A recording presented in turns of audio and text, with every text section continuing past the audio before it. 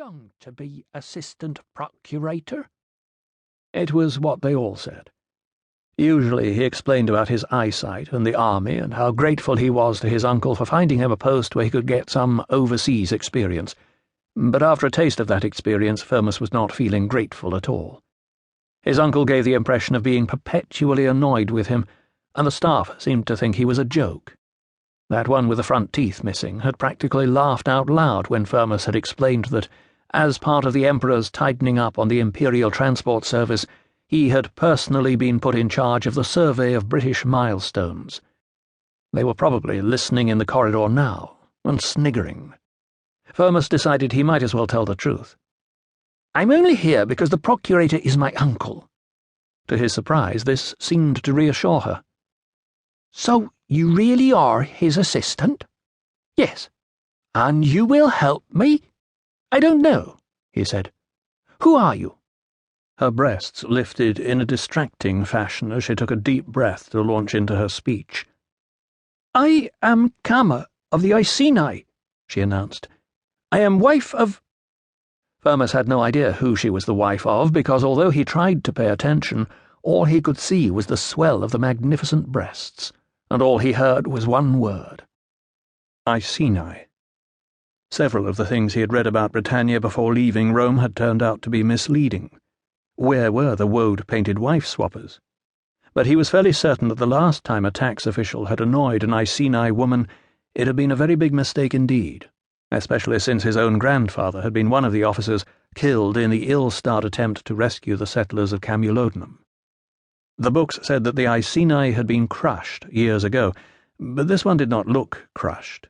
This one looked tall and fierce, and none too clean. Exactly how he imagined the raging Queen Boudica at the head of her savage hordes. When future histories were written about Britannia, Firmus did not want to appear in them as the man who had been fool enough to upset the Iceni again. He cleared his throat. She stopped talking. "Sorry," he explained, making an effort to look her in the eye. "I'm having trouble following your accent." He reached for the stylus and picked up the tablet. "Could you say all that again? A bit slower." "I said," she repeated, louder rather than slower, "something has happened to my husband." "We don't deal with husbands and wives here. This is the finance office." "I know it is the finance office. I am not stupid." Firmus gulped.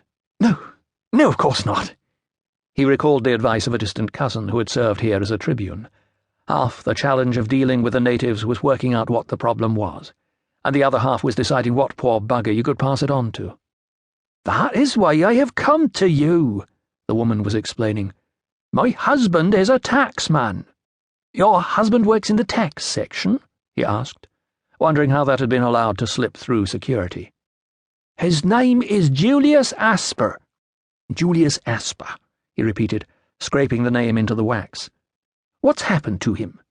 "He is missing." "Missing," he repeated, then looked up. "I see. Thank you for coming to tell us. We'll look into it.